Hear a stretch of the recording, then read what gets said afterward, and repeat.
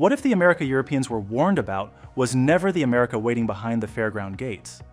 They came expecting redneck culture, oversized food, loud engines, and rural excess.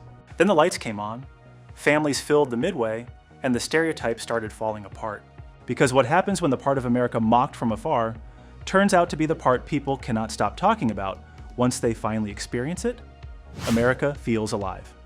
The fastest way to break a stereotype about America may not be a skyscraper, a stadium, or some famous landmark everyone has already seen 1,000 times online. It may be a county fair on a warm evening, where the parking lot fills up, families arrive together, and almost everyone seems to know somebody before they even reach the gate.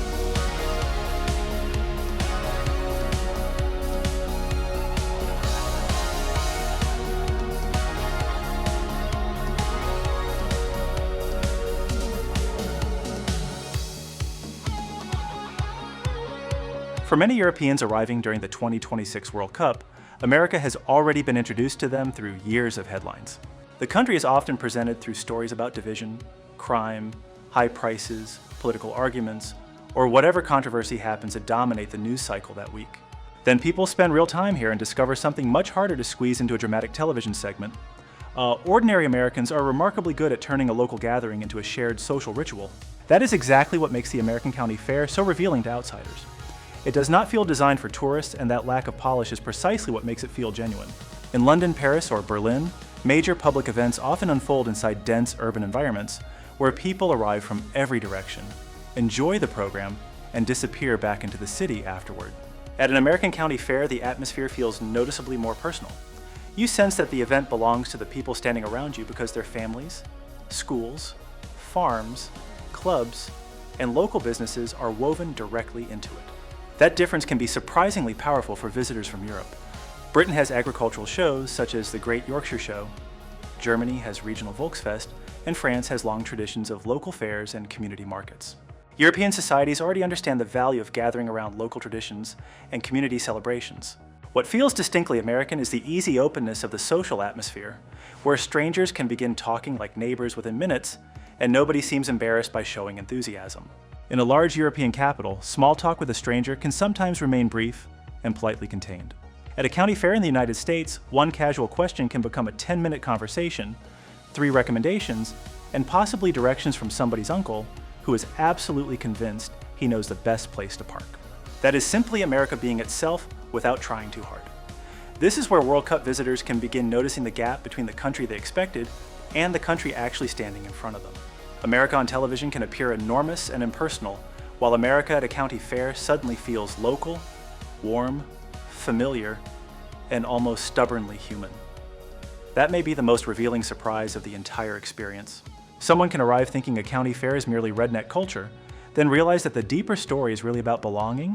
It is neighbors showing up for neighbors, families spending time together, and a community proudly saying, in a very American way, "This is ours and you are welcome here too."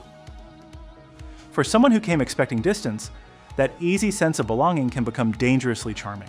Stay long enough, learn a few names, get waved at by people you met yesterday, and suddenly the flight home begins to feel less like returning and more like leaving America earlier than you wanted. Kids mean business. One of the most unexpected things about an American county fair is that some of the people taking it most seriously are still young enough to need a ride home afterward. Behind the bright midway and carnival noise is a very American idea. Responsibility is easier to learn when a child is trusted with something real. That is why programs such as 4-H matter so much to the culture surrounding county fairs. 4-H reaches roughly 6 million young people across the United States each year, and agriculture remains one of its most recognizable traditions. A steer, lamb, rabbit, garden project, woodworking entry, or homemade product may look like a simple fair exhibit to an outsider, but the fair is often only the final chapter of a much longer story involving feeding schedules, record keeping, practice, mistakes, and months of work. That distinction is fascinating because many European visitors come from countries where agricultural education is also respected, yet it is often separated more clearly from mainstream family entertainment. Britain has major agricultural events such as the Great Yorkshire Show and Royal Welsh Show, while France's Salon International de l'Agriculture in Paris turns farming into a nationally celebrated showcase. America takes a different route at the county level. It brings agricultural education close enough to the Ferris wheel that a teenager can spend the morning presenting livestock and the evening eating funnel cake with friends. There is something deeply appealing about that combination. American fair culture does not treat young people as decorative participants standing politely beside adults. In many competitions, the young exhibitors are expected to know their animals, explain their projects, answer questions, handle pressure, and accept judging in public. That is a lot more responsibility than deciding which filter to use on a vacation photo. The clever part is that the lesson never feels like a classroom lecture. The fair turns discipline into something visible. Months of boring repetition suddenly become a ribbon, an auction, a handshake, or simply the satisfaction of seeing a project finished properly. Even failure becomes useful because there is always another animal, another season, or another fair next year. This is where the culture becomes surprisingly addictive to outsiders. America has a habit of making practical skills feel socially valuable rather than outdated. Caring for livestock, growing food, repairing equipment, baking, sewing, and building things with your hands are presented as achievements worth showing off, not hobbies that need to apologize for being old-fashioned. In cities such as London, Amsterdam, or Copenhagen, childhood can feel increasingly urban, digital, and carefully scheduled. The county fair offers almost the opposite experience: dirt under the fingernails, responsibility that cannot be muted with a phone button, and results that depend on whether you actually showed up every morning. That may be one of the most charming surprises about rural America. The fair looks playful from the outside, yet underneath all the lights is a culture quietly teaching children that confidence grows faster when somebody trusts you with a real job. And apparently America figured out that adding a blue ribbon makes the lesson much easier to remember. America eats bigger. There is a moment at an American fair when food stops behaving like food and starts behaving like entertainment, and that may be one of the most delightfully American ideas Europeans encounter. A corn dog is no longer just lunch, a funnel cake is no longer just dessert, and a lemonade can arrive in a cup large enough to look like it came with its own mortgage. Somehow nobody seems embarrassed by any of it, which is exactly why the whole experience becomes so much fun. That sense of abundance is easy to misunderstand from abroad. European media often uses American portion sizes as shorthand for excess, yet county fair food belongs to a completely different cultural category. It is celebration food, designed for a day when normal rules loosen slightly and curiosity wins. Germany does something similar at Oktoberfest with giant pretzels, roast chicken, sausages, and liter mugs of beer, while Christmas markets in Vienna or Prague happily serve rich pastries, sausages and hot drinks that nobody pretends are weekday health food. America simply takes the same festive instinct and gives it a carnival accent. The fascinating part is how inventive it becomes. The State Fair of Texas has even built a formal food competition around that spirit through its Big Tex Choice Awards, where vendors compete to create new fair foods. That tells you something important about the American approach. The ridiculousness is not an accident. Creativity itself is part of the attraction. Take something familiar, fry it, stack it, cover it, put it on a stick, and suddenly lunch has become a conversation starter. There's also a deeper reason this appeals to visitors. America has a long tradition of turning eating into a social experience, rather than treating food as something that must always remain elegant. At a French cafe in Paris, presentation and restraint can be part of the pleasure. At a county fair in Iowa or Texas, pleasure may involve powdered sugar landing on your shirt, while somebody nearby is carrying a turkey leg that looks like it belonged to a dinosaur with bad legal representation. Neither approach is superior, but the American version feels wonderfully free. Even the scale makes sense once you understand the setting. According to USDA data, Americans spent more than half of their food dollars on food away from home in recent years, which reflects how deeply restaurants, events, and shared eating experiences are woven into daily life. At a fair, that habit becomes theatrical. Food becomes something people photograph, debate, recommend to strangers, split with family, and remember afterward. That is probably why fair food becomes so addictive as an experience. Nobody needs deep-fried candy or a lemonade bucket to survive, but survival was never the assignment. The point is that America gives people permission to be curious without pretending every choice has to be sensible. For a European visitor expecting redneck food, the surprise is discovering something much more cheerful. A culture that can laugh at itself, invent something absurd, hand it over on a paper plate, and confidently say, "Try this before you judge us." And very often, that is exactly where the judging stops. Machines steal the show. If someone thinks rural entertainment means a quiet afternoon beside a barn, America has a very loud correction waiting at the county fair. Somewhere beyond the livestock pens, a tractor begins pulling a weighted sled, an engine roars hard enough to vibrate through the bleachers, and suddenly farm machinery has the entrance energy of a NASCAR driver arriving at Talladega. This is where American rural culture becomes especially interesting, because these machines are not random props added for spectacle. They come from a country where agriculture operates on an enormous physical scale.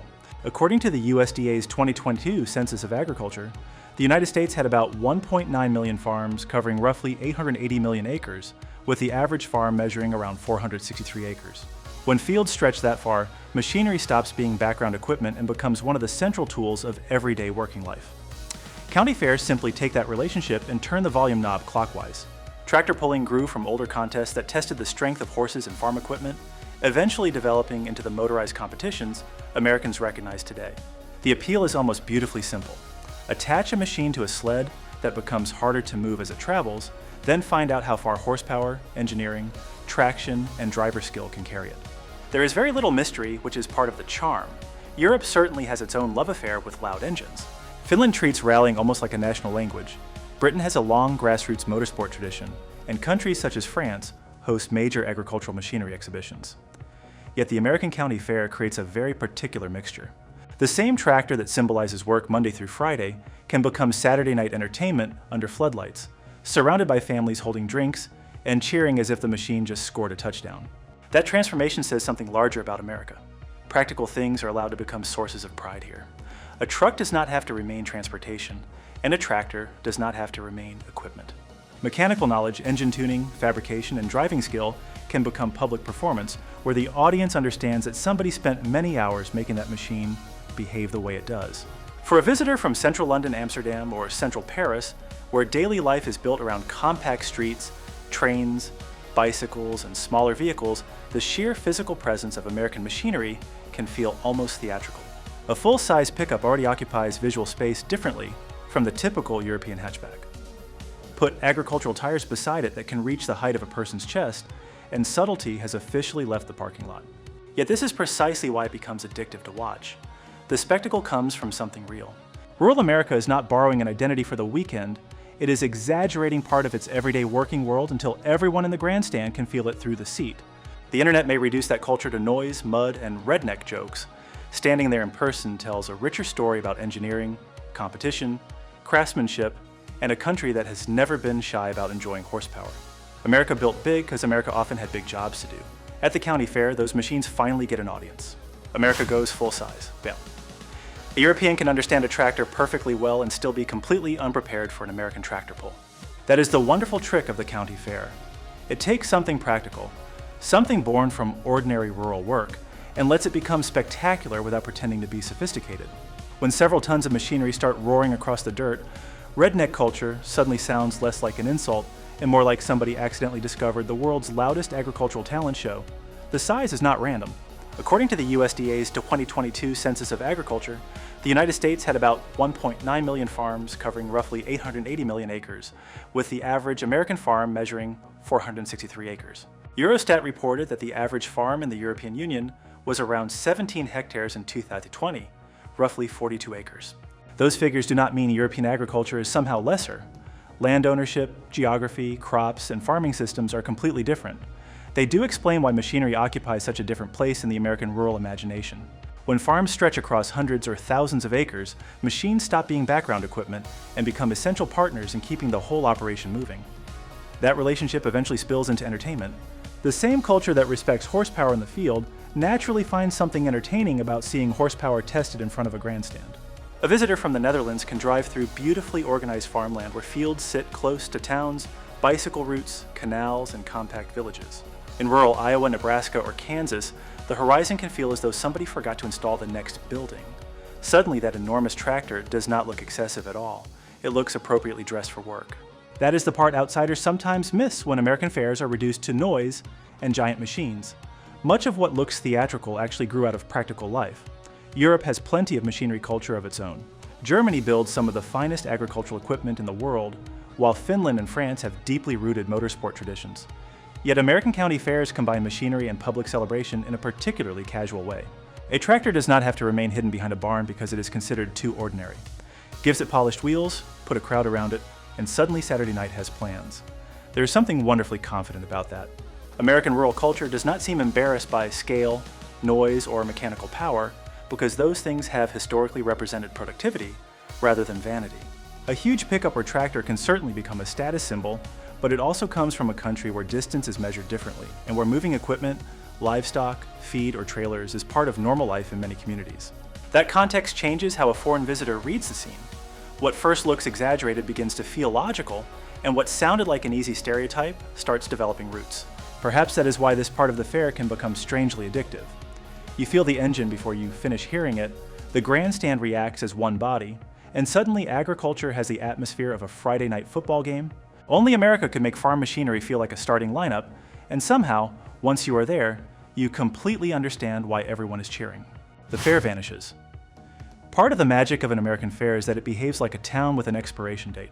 For a few days, an empty field or fairground suddenly has streets, food stands, rides, music, livestock barns, ticket booths, lights, and enough foot traffic to make the place feel like somebody built a temporary downtown and forgot to tell the zoning board.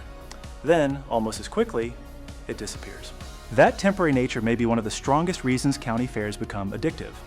Permanent attractions are easy to postpone because everyone assumes they will still be there next month. A fair gives you a deadline.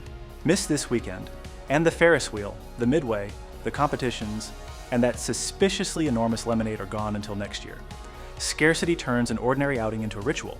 Europe certainly understands this feeling. Munich's Oktoberfest exists for a limited season. Christmas markets transform cities such as Vienna and Strasbourg for only a few weeks, and traveling fun fairs remain part of life in Britain and the Netherlands. What feels especially American is the scale at which the temporary fair often absorbs an entire community's attention. Even larger state fairs show how powerful that appetite is.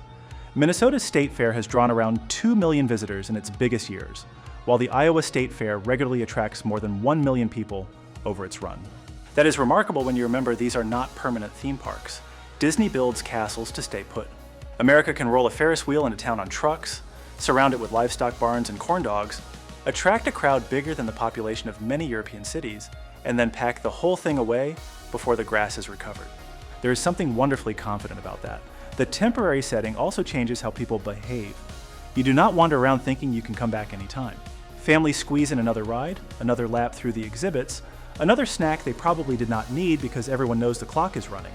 The fair becomes a small annual season of its own, almost like summer has decided to throw itself a retirement party before fall arrives. That sense of urgency is harder to find in permanent entertainment districts. In London, the West End will still be there next month. Tivoli Gardens in Copenhagen returns season after season in the same place. An American county fair arrives with a completely different personality. Enjoy it now because the trucks are eventually coming back for everything. And maybe that explains why people become so sentimental about something that can look so simple from the outside. The fair is temporary, but the memory is not. Children measure summers by it, families repeat traditions around it, and adults return years later because the smell of dust, fried dough, and warm evening air can bring back an entire childhood faster than a photograph. That is a very American kind of magic. Build something enormous, make everybody fall in love with it, and then remove it just long enough to make sure they miss it. Blue ribbon fever. At some point, the county fair reveals one of America's funniest little secrets. Americans can turn absolutely anything into a championship. Grow a tomato, bake a pie, preserve peaches, raise flowers, sew a quilt, carve wood, or somehow produce a pumpkin large enough to require transportation planning, and somebody nearby is already preparing a ribbon, a scorecard, and a serious opinion. That competitive streak is easy to laugh at until you understand what it actually rewards. County fair competitions give ordinary skills a public stage. The person entering homemade jam does not need a television contract, thousands of followers, or a professional brand. The gardener does not need to appear in a glossy magazine. Someone simply brings the best thing they can make, grow, bake, or raise, and puts it beside everyone else's work. America has always been unusually comfortable with that kind of open competition. High school sports, spelling bees, chili cook-offs, barbecue contests, science fairs, and county exhibitions all share the same basic idea. If people care enough about something, eventually Americans will find a table, some judges, and a trophy. The county fair may be the purest version because the subjects are so wonderfully ordinary. At the Iowa State Fair, one of America's best-known fairs, competitive departments cover agriculture, horticulture, food, livestock, arts, crafts, and numerous other categories. While total fair attendance has exceeded 1 million visitors in many recent years, suddenly a jar of pickles is being examined in front of an audience larger than the population of some European capitals would ever associate with agricultural entertainment. Europe certainly has proud, competitive traditions. Britain's village shows and agricultural societies judge flowers, vegetables, baking, and livestock, while France holds prestigious agricultural competitions connected with its national farming culture. The difference in America is the almost cheerful lack of hierarchy around what deserves recognition. A championship steer can earn applause, but so can a pie crust. That says something lovely about the country. Modern culture often celebrates visibility more than skill. Social media can make success look like a popularity contest where the loudest person wins. County fairs stubbornly preserve an older standard. Bring the thing you actually made and let people look at the work. There's nowhere to hide behind a filter when the zucchini is sitting on the table. For European visitors accustomed to hearing rural American culture reduced to pickup trucks and cowboy hats, this can be unexpectedly charming. Beneath the spectacle is a community that still takes pride in competence, patience, and craftsmanship. The blue ribbon may be inexpensive, but what it represents is deeply satisfying. Somebody noticed that you did something well. Perhaps that explains why people become attached to these competitions. They make excellence feel local and reachable. You do not have to be famous to win something in America. Sometimes you just need the best apple pie in the county and an aunt who refuses to reveal the crust recipe. That is county fair democracy at its most delicious. Maybe that is the real surprise of the American county fair. Behind the noise, giant food, livestock, and flashing lights is something remarkably simple. A country still proud of its communities, its work, and the traditions that bring generations together. You can call it redneck culture from a distance, but standing inside it tells a warmer story. What part of an American county fair would you show a European first? Tell us below, and subscribe for more unexpected sides of America.